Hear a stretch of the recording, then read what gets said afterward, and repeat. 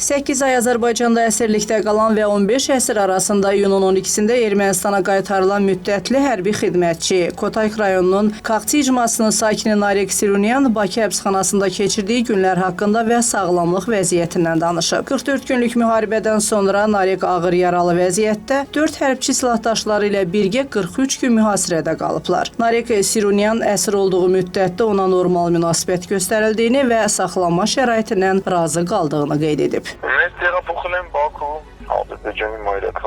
Bizi Azərbaycanın paytaxtı Bakıya apardılar. Əsirlikdə olan zaman bütün günü bağlı kamerada qalmışıq. Lakin yeməyimizi, içməyimizi vaxtında verirdilər. Bütün günü vaxtımız keçsin deyə kitab oxuyurduq. Çoxlu kitablar oxumuşuq. Bibliyada. Saxlanma şəraitimiz normal idi. İsti, təmiz, səliqəli, istifadə etmək üçün hər şeyimiz var idi. Hər şeyi unutmaq üçün zamanın tez keçməsi üçün başımızı kitab oxumağa qarışdırırdıq. Başqa seçimimiz yox idi.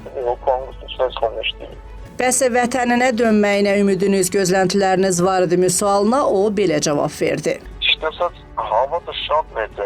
Sözün düzü, qayıtmaq ümidim, inamım çox böyük idi. Gözləməkdən, hövsələli olmaqdan, inanmaqdan başqa yolumuz yox idi. Mən başımı bu ümidlə qarışdırırdım. Allaha inamım çox böyük olduğundan azad olunmağıma da inanırdım. Sonda həmin gün gəldi və mən vətənimə döndüm. Səhər tezdən yuxudan oyananda qarışıqlıq var idi. Gəlib bizə dedilər ki, evinizə, Ermənistana qayıtmaq istəyirsiniz? Dedim ki, necə yəni? Dedilər, onda get hazırlaş gedirsən. Bu təəssüratlarımı dilə gətirə bilmirəm.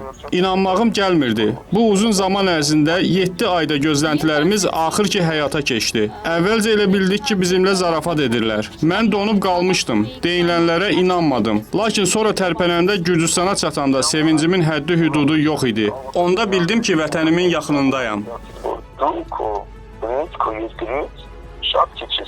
Dünya praktikasında əsirlərə qarşı tətbiq edilən işgəncələr qəbul edilməzdir. Ermənistandan fərqli olaraq Azərbaycan da bu praktikadan istifadə edib doğma torpaqlarında əsir götürdüyü insanlara qarşı humanist davranış sərgiləyərək onları azad edib. İnanırıq ki, Dünya Birliyi Ermənistanın bu əməllərinə qarşı təzyiq mexanizmləri tətbiq edəcək.